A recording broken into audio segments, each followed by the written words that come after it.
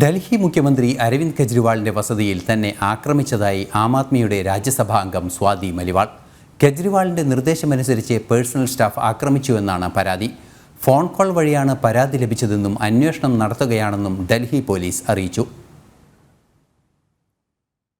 ഡൽഹി മുഖ്യമന്ത്രി Aravind കെജ്രിവാളിനെതിരെയും personal staff Vaibhav കുമാറിനെതിരെയും ഗുരുതര പരാതിയാണ് ആം ആദ്മി പാർട്ടിയിലെ വനിതാ നേതാവ് സ്വാതി മലിവാൾ ഉന്നയിച്ചത്. മുഖ്യമന്ത്രിയുടെ വസതിയിൽ വെച്ച് പേഴ്സണൽ സ്റ്റാഫ് വൈഭവ് കുമാർ തന്നെ ആക്രമിച്ചുവെന്നാണ് ആം ആദ്മിയുടെ രാജ്യസഭാംഗവും ഡൽഹി വനിതാ കമ്മീഷൻ മുൻ അധ്യക്ഷയുമായ സ്വാതി മലിവാളിന്റെ പരാതി. കെജ്രിവാളിന്റെ നിർദ്ദേശമനുസരിച്ചായിരുന്നു മർദ്ദനമെന്നും സ്വാതി പോലീസ് കൺട്രോൾ റൂമിലേക്ക് നൽകിയ പരാതിയിൽ പറയുന്നുണ്ട്. ഫോൺ കോൾ വഴി ലഭിച്ച പരാതിയുടെ വസ്തുതകൾ അന്വേഷിച്ചു വരികയാണെന്നും വിശദമായ അന്വേഷണത്തിന് ശേഷം മാത്രമേ തുടർ നടപടികൾ സ്വീകരിക്കൂ എന്നും ഡൽഹി സിവിൽ ലൈൻ പോലീസ് അറിയിച്ചു. സ്വാതി മലിവാൾ എന്ന് പരിചയപ്പെടുത്തിക്കൊണ്ട് 2 തവണയാണ് ഫോൺ കോളുകൾ കൺട്രോൾ റൂമിൽ ലഭിച്ചതെന്നും പോലീസ് വ്യക്തമാക്കി. നിലവിൽ മദ്യനയ അഴിമതി കേസിൽ ഇടക്കാല ജാമ്യത്തിലാണ് മുഖ്യമന്ത്രി അരവിന്ദ് കെജ്രിവാൾ. ജനം, ഡൽഹി.